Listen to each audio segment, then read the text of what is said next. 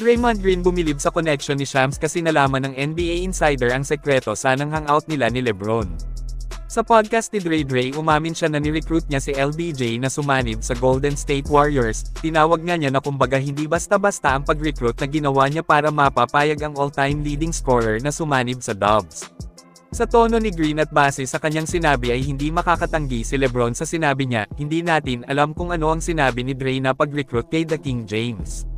Dito naging malinaw para sa akin mga kaibigan kung hindi ako nagkakamali, hindi ako naniniwala na coincidence lang ang pagkuha ng Warriors kay Frank Vogel bilang magiging parte ng coaching staff ng GSW next season under Steve Kerr.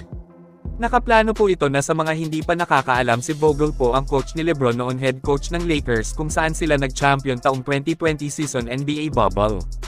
Isipin nyo ng may lalim mga kaibigan kinuha nila si Vogel pagkatapos ng sinasabing hangout ni na Draymond at LeBron. Para sa akin sa sariling pagkakaintindi ko dito ni request ni LeBron na kunin ng Dubs si Vogel at si Green ang pinasabi niya sa front office ng Warriors. Sa tingin ko susunod na ang balitang LeBron sa Warriors ay kumpirmado na.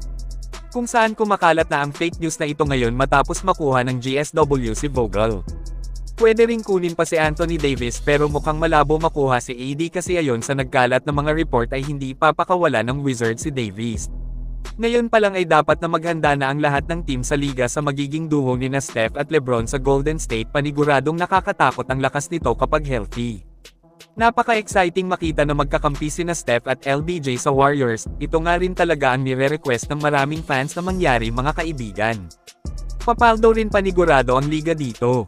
Hindi matatawaran ang magiging lakas ng Dubs kapag natuloy si LeBron sa GSW kasama ang greatest shooter, na mismong agent na ni The King noon nakaraang araw lang sinabi niya na hindi mo gugustuhin na makalaban ang Warriors na may LeBron sa best of 7 series.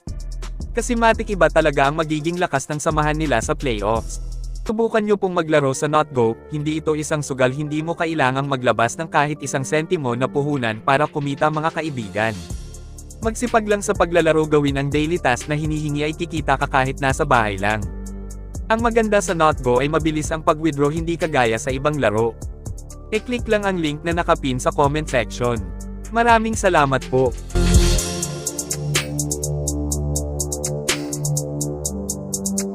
Update naman ni Shams ngayong araw tungkol sa LeBron pe Golden State Warriors, ay sinabi niyang ginagawa ni Draymond ang lahat na paraang alam niya para mapapayag si LeBron na pumunta sa Warriors.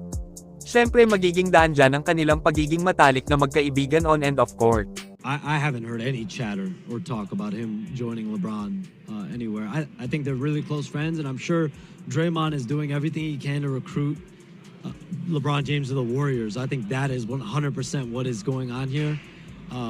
Kayo mga kaibigan sa tingin nyo susunod na ba si LeBron sa Warriors? I-comment lang po yan sa ibaba at akin pong babasahin yan.